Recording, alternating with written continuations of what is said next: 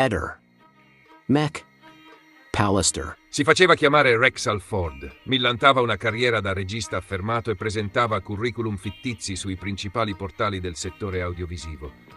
In realtà dietro quel nome si nascondeva Francis Kaufman, cittadino statunitense con un passaporto contraffatto, attore principale di un inganno milionario ai danni dello Stato italiano.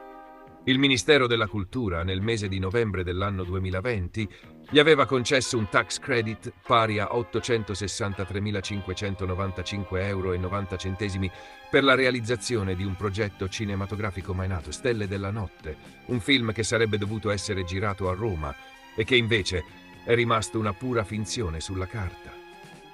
Kaufman presentò domanda per accedere al fondo pubblico servendosi del nome d'arte Rex Alford, utilizzando anche un passaporto falso intestato a questa identità immaginaria. La richiesta venne formalizzata in base al decreto 2872, firmato dall'allora direttore generale cinema e audiovisivo Nicola Borrelli, sotto il ministero guidato da Dario Franceschini nel governo Conte II. Per ottenere il contributo si avvalse anche della società maltese Tintagel Film LLC, intestata a Rex Alford, una delle tante entità fittizie riconducibili al suo nome d'arte. Secondo quanto riportato da Open, non fu l'unica. Nella documentazione del Ministero compare anche una seconda società con sede a Roma, coinvolta nella richiesta. La domanda definitiva venne inoltrata nell'anno 2023, sfruttando un vuoto normativo previsto per le produzioni internazionali, che consente di accedere al credito senza presentare prove concrete del girato o dei costi sostenuti. Una norma pensata per semplificare le procedure, ma che si è rivelata un'autostrada per l'imbroglio. A dimostrare che il credito è stato effettivamente utilizzato, ci sarebbe una cessione del credito effettuata in banca.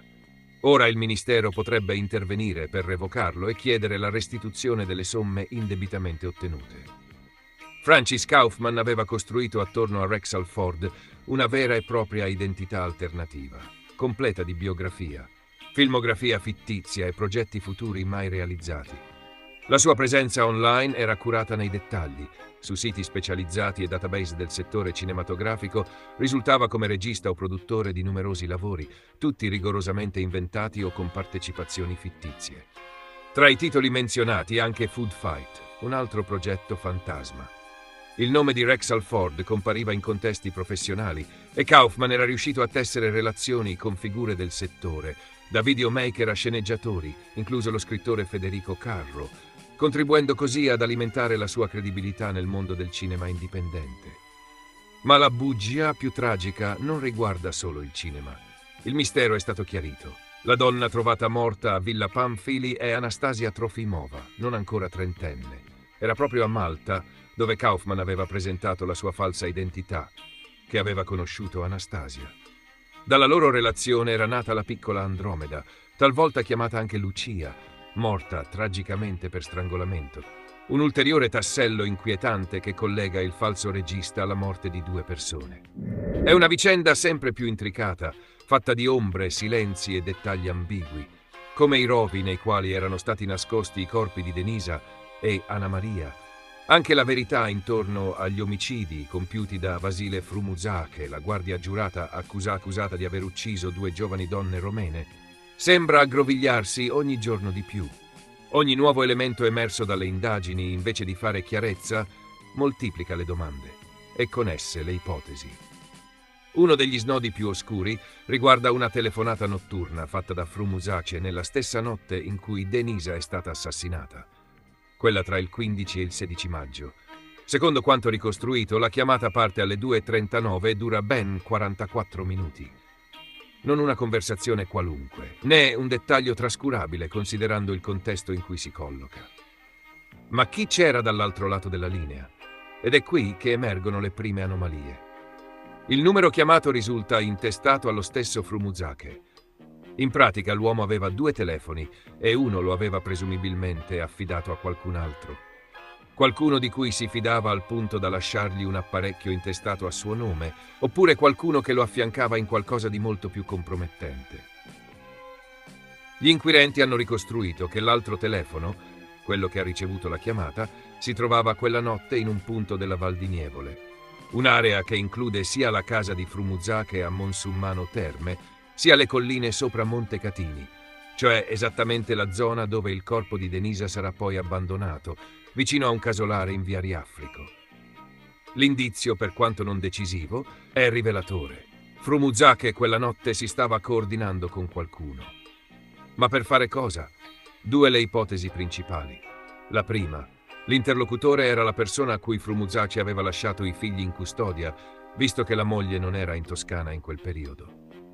La seconda, molto più inquietante, stava parlando con il complice che lo stava aspettando proprio in quel luogo isolato per aiutarlo a disfarsi del corpo di Denisa.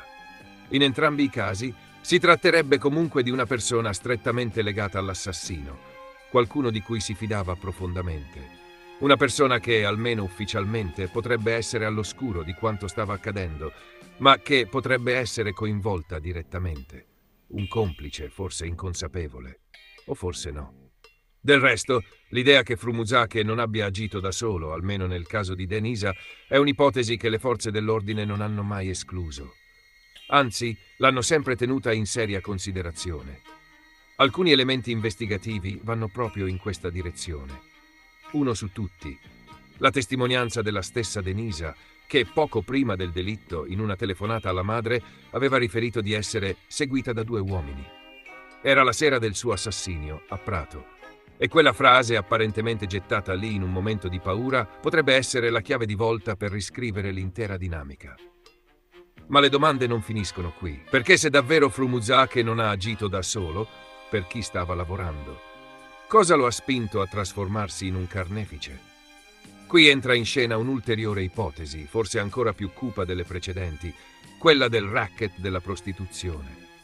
L'idea, sempre più diffusa tra gli investigatori, è che Frumuzache non fosse solo un killer disturbato, ma che agisse per conto di un'organizzazione criminale, probabilmente attiva nel controllo del mercato del sesso nella zona tra Prato e Montecatini.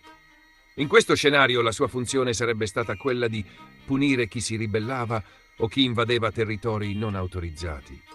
Un uomo della polizia interna incaricato di far sparire chi dava fastidio. Un'ipotesi che potrebbe anche spiegare la fuga precipitosa di Denisa da Montecatini verso Prato, poche ore prima del delitto, come se sapesse di essere in pericolo. Come se qualcuno l'avesse avvertita che qualcosa stava per accadere. Ma non è bastato. E mentre gli inquirenti scavano tra celle telefoniche, testimonianze e incroci di tabulati, resta il sospetto che dietro Vasile Frumuzache ci sia molto di più di un uomo pericoloso. Ci sia una rete, una struttura, una criminalità organizzata silenziosa ma letale che non esita a uccidere chi esce dalle regole. E forse, proprio dentro quei rovi, è nascosta anche una verità molto più grande. Sono stufo di raccontarle, sono 3 anni che racconto sempre la stessa storia, non so fino a quando dovrà durare. Veramente una croce, guardi. Qualsiasi cosa è successa con 3 anni abbondanti di ritardo, tutto là. E altri commenti non voglio fare, perché sennò va a finire peggio. Questo doveva succedere 3 anni fa, anzi da subito. Indagare tutti, io compreso. Non è stato fatto niente. Liliana si è suicidata, punto e basta. Sebastiano dice che anche tu avevi una cantina. È stata controllata per quanto si doveva. In quella cantina non poteva entrare niente, non un corpo come Liliana. Io l'ho fatta vedere da subito, cosa che ancora mi brucia, perché vorrò scoprire chi di quella botola ha parlato per primo. Dentro ci sono 2 materassi vecchi da buttare. Quando scompare Lilli nessuno. Ma siccome Lilli si è suicidata, non occorre fare ricerche, mi spiego? Non sono state fatte ricerche perché è un suicidio, che cavolo di ricerca vuoi fare? Chiamiamolo errore. Lilli non si sarebbe mai suicidata, mai. Di questo sono più sicuro di dover morire prima o dopo, più prima che dopo. Questa vita veramente... poteva fermarsi anche per me 3 anni fa, era meglio. Lì è scappata la voglia di vivere. Il mitomane sa con chi se la prende adesso il Covalero. No, non è così. Perché sono stato citato come un mitomane.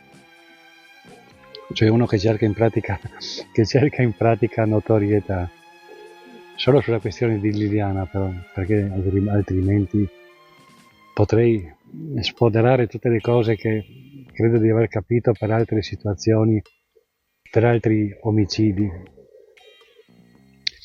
Ma sono concentrato su Liliana perché comunque, cosa volete, ho questa malattia, ho questo bisogno di verità, insomma, dai, non scherziamo, non dimentichiamo che sono un mitomane, quindi quale verità può uscire da un mitomane? La storia del mitomane è uscita in un video di Heather McPallister di ieri, dove che così, insomma, viene fuori con delle cose che basterebbe guardare, per capire basterebbe guardare, lascerò anche il link sotto a questo video dove uno potrà vedere, capire e ascoltare. Da capire non credo che ci sia, c'è da capire, ma bisogna farsi un attimo delle domande, no? Sul perché, sul per come di certe uscite. Comunque adesso sono diventato un mitomane, se mi sono interessato alla questione di Liliana e insomma sono stato la persona che ha lanciato l'allarme sulla sparizione di Liliana e di seguito a un messaggio in privato che ho mandato a Trieste prima che si è saputo a livello nazionale che Liliana non si trovava, era scomparsa. Da lì le varie organi chiamiamoli di informazione nazionali si sono collegati ed è successo tutta la baraonda. Mitomani, insomma, no? Potrei soffermarmi su mille cose, mille situazioni, no? Il mitomane è quello, per esempio, che lo stesso Heather McPallister vabbè, lo stesso Heather McPallister ha mandato a quei tempi una testimonianza assolutamente attendibile con la voce modificata e questa voce diceva che la mattina del 15 un certo personaggio era andato con la fotografia di Liliana in giro per i bar di via Alessandro per raccogliere testimonianze se mai chi lavorava nei bar aveva visto Liliana in mia compagnia la mattina del 15. Questa testimonianza è uscita mesi dopo, tanti mesi dopo. Così, e questa testimonianza diceva che comunque aveva parlato con Claudio Sterpini, evidentemente durante la notte tra il 14 e il 15 dicembre del 21, e dove era venuto fuori che Liliana ogni tanto andava a bere il caffè con un amico, e questa persona aveva detto ma Covalero, ma non si sa, vabbè, comunque questa persona è andata in giro per i bar dove che io ho voluto anche precisare che io frequentavo quei bar da bravo Novax, che comunque per quanto riguarda la ricerca della verità su quel che è successo a Liliana è un dato direi significativo. Cos'altro? Sì, e che poi ero andato, prima frequentavo un bar ma dopo frequentavo un altro perché il caffè dall'altra parte costava 30 centesimi in meno,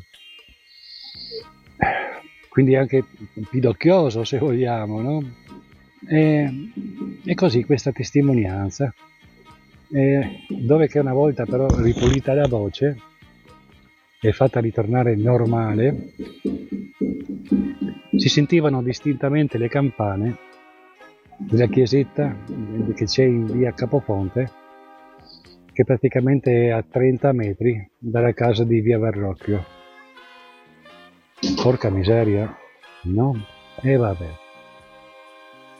Eder McPallister, a parte questa passionaccia che ha per la banda degli onesti e per Claudio Sterpini, lecito, niente da dire, no? Questo non significa nulla.